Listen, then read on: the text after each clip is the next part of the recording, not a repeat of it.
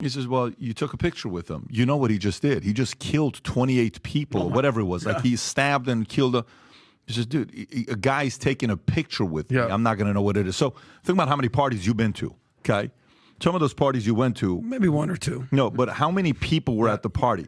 There's a difference between you going to those parties versus, hey, Adam, come to the island that I have here with 27 times. Yeah. Get a massage. 27 times. And let me put a portrait of you in a blue dress with heels in the front of the Weird. That's a different conversation. So I know a lot of times. I stand corrected here. Yeah. I'm not saying, and I'm just, but what I'm getting at, you're absolutely right. Zero contention.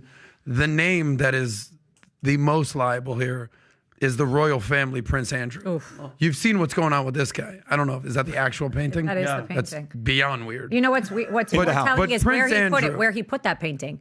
That painting was in the entrance. So when you came in, right, the entrance of his apartment in New York, I believe, that painting was in the entrance. Why? That's a power play. That tells you, I own you. Wow, big. That's so gangster.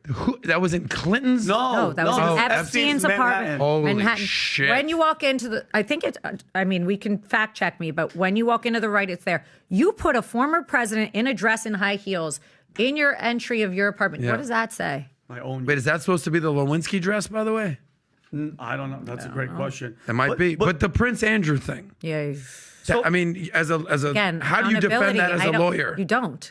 Right? I mean, he did I some wouldn't take weird that case. shit. I wouldn't take that case. Why not? Because it's to me, unless he could show me that this was not I have a very hard time with pedophilia. Look, just because I'm a lawyer, I represented a child who was a victim of rape by a man who raped 20-something other children in a state by a state employee. He was a systemic rapist. He would groom these children, usually divorced children, and he was the only one not within the statute of limitations that could bring a lawsuit. So I couldn't do a class action. I did this. I got, we resolved the case. He's fine. He had drug addiction, all these things from that. I can't, as a human being, I can't defend that. I can't. And some lawyers, maybe they can. Maybe How do God bless lawyers you. defend something like that? Well, I always ask that question. Criminal lawyers, because sometimes you're mitigating damages. You're not trying to prove them innocent. You're just trying to mitigate and negotiate. And by the way, I'd probably be a great criminal attorney. I'm not a criminal attorney. I would have a very difficult time as a human being, as a mother, with representing somebody who I believed was a pedophile. Alina, so from a lawyer standpoint, the list came out. New Mexico Governor Bill Richardson, billionaire hedge fund manager Glenn Dubin, the Prince. The list goes on and on. Clinton. There was certain names, especially one that was blacked just out. heavily redacted. Yeah. Okay, this is my question. There's obviously, I don't know, no victims. God, I feel so bad for them. I'll pray for them. But how are they still protecting a name of a person that? Well, they're not protecting the name. Well, why are they redacting this so person? legally what happens is, there has to be motions filed to unseal, and people can try and do that. And I'm sure some of these, the Tom Fittens of the world, et cetera, will try and do so.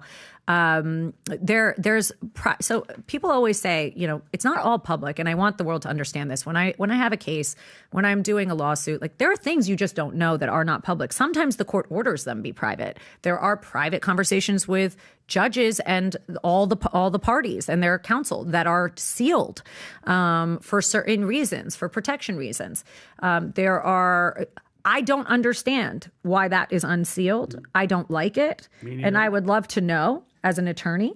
I think that no matter what, if this goes to trial, we will know, because they can't happen. I'd be shocked if the press doesn't make a motion to have it filmed and public.